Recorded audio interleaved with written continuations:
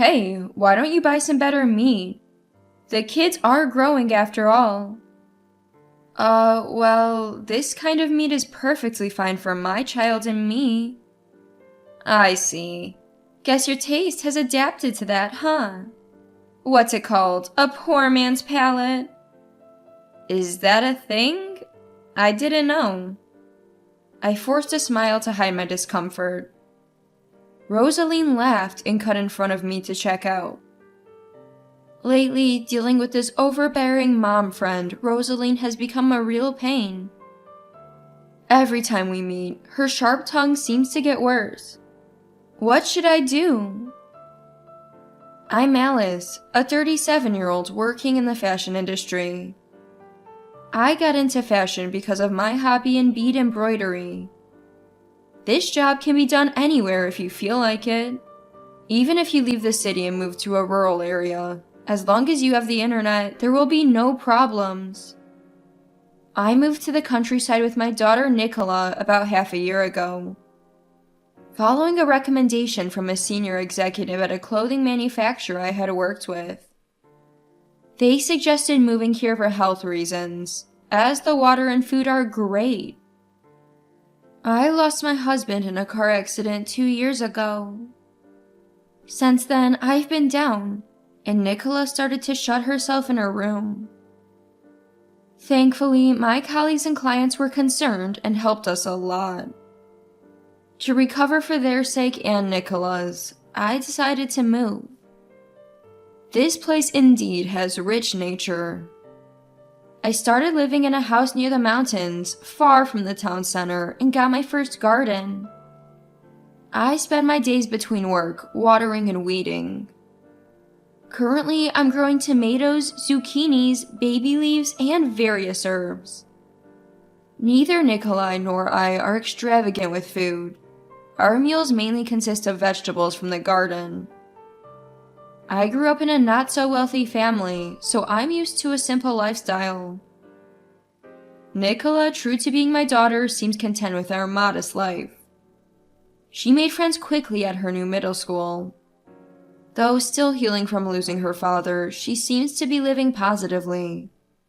She's been smiling more and studying hard. Life in a rural town with few distractions is perfect for students. Nicola and I often laughed about how good our move has been. But there's one problem. A new friend, named Rosaline. She's 38, a year older than me, with a daughter at the same school as Nicola. I first met Rosaline in the parking lot of the largest supermarket in town. She helped me when I almost fell carrying heavy bags. Are you okay?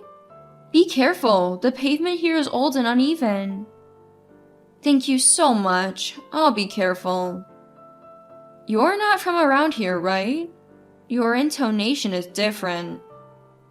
Yes, I've just moved here. After a brief introduction, I ended up exchanging contact details. Reliable, maybe? Rosaline is proactive and helpful. As I was still new to town, she showed me around. Must be hard without knowing the area, especially for shopping. Yeah, I tend to stick to the same stores. We're only a year apart, so feel free to chat. Call me Rosaline. I'll call you Alice. Rosaline always wore at least one branded item.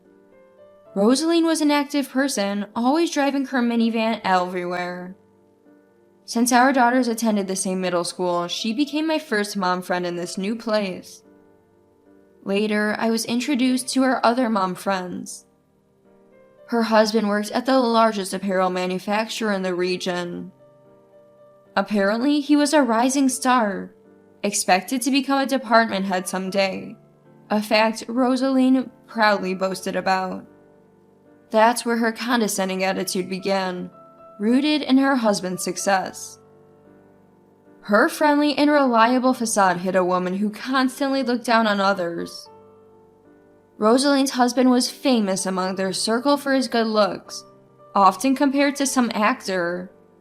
Of course, Rosaline was proud of this. although she pretended it was a source of worry. When my husband goes on business trips, I worry if he's cheating. It's so distressing. Many avoided talking about their partners around Rosaline, fearing comparisons about looks, height, income, and job titles, and being ridiculed. As a widow, I thought I was safe from her judgment, but I was wrong. Single mother, huh? Poor Nicola. They say kids from such homes don't dream of marriage, right? Really? Is that so? Yeah, single parenting is risky. It can mess up a child's personality. Why not remarry quickly? I didn't choose to be a single mother, and I still love my late husband. Rosaline was troubling, unashamedly hurting others with her words. She was my nemesis, overwhelming for someone like me who struggles with assertive people. One afternoon, she showed up at my house unexpectedly. I had to stop my work to entertain her, unprepared with snacks. I bet if I don't serve anything, she'll gossip about it to our mom friends. I felt so gloomy. That day, I served our finest tea. Rosaline looked around my living room and commented, "Small but nice. Being alone forever must be lonely, right? Should I introduce you to a man?" She went on about how single parents negatively affect children and how unhappy single parents' homes are, citing sad societal examples. Both parents are always better. Do you get what I'm saying? I understand, but there are many single-parent families doing their best. In your case, Alice, you could remarry if you relied on me. Isn't not trying just lazy? I don't think it's laziness. With your lifestyle, your income must be limited, right? Aren't you worried about the future? I have thought about the future and have made preparations. The conversation then shifted to my work. When she learned I was in fashion, similar to her husband, she was delighted. If you ever need help, talk to my husband. He has influence. Thank you, that's very kind. What exactly do you do? If you have a workshop, show me. It's a bit messy right now. I create clothes according to client specifications. Sewing, huh? Sounds mundane, just like you, Alice. Rosaline continued to look down on my single-parent household. When she finally left after saying she had to prepare dinner, 4 hours had passed. I was more exhausted than on a regular workday, having accomplished nothing. One day while shopping, Rosaline told me about an upcoming open house at Nicola's school. Being well-connected, she always had the latest information. School open houses are important. It's also about how other kids see their mom, right? Yes, I suppose that's true, I agreed with her, which only added to my feeling of unease. The fact that I'm a single mother has spread among the mom friends through Rosaline. She surely isn't speaking positively about me, probably saying things like I'm a naive dreamer for refusing mere marriage proposals. The thought of being judged coldly by the other mom friends made me dread attending the school open house. But I couldn't skip it, thinking it might upset Nicola. Plus, I wanted to see her in class and report back to my late husband in heaven. While I was pondering this, Rosaline started talking about what to wear on the day. Our middle school's open house is quite casual, so you can dress comfortably. So casual clothes are okay? Aim for something between casual and chic. Just try not to get laughed at. Leaving me with that unsettling remark, Rosaline headed to the checkout. I never imagined such a fuss about my attire on the day of the open house. I wore gray wide leg pants, a blue shirt, and a green cardigan, with black shoes and a gray bag. Nicola gave me a decent rating when I showed her my outfit in the morning. Everything but my shoes and bag was handmade by me. This is fine, and I was quite proud of them. I headed to the school with a mix of excitement and nervousness. I managed to greet the other mom friends without a hitch and watched the class calmly. Nicholas seemed to be getting along well with her classmates, which relieved me. The problem arose after the open house ended. As I was leaving the school with other mothers, heading to the parking lot, I noticed a small crowd. In the center, there was Rosaline, looking pleased with herself. She waved me over. In the center of the circle stood a casually dressed man. Clearly, Rosaline's husband, Rick. "This is my husband, Rick. He took the day off to pick me up," Rosaline announced unasked. Then, after introducing me to the mom friends, she started commenting on my fashion. "Nice outfit. It's just like I advised. Which brand?" "Oh, I made these clothes myself." "Really?" "Yes, I made everything except the shoes and bag." "Yeah?" exclaimed mom friends. The other moms were surprised, saying it looked like store-bought. Suddenly, Rosaline's mood soured. She didn't seem to like the attention I was getting. "So, it's handmade, huh? Makes sense since you can't afford to buy. Poor single mom."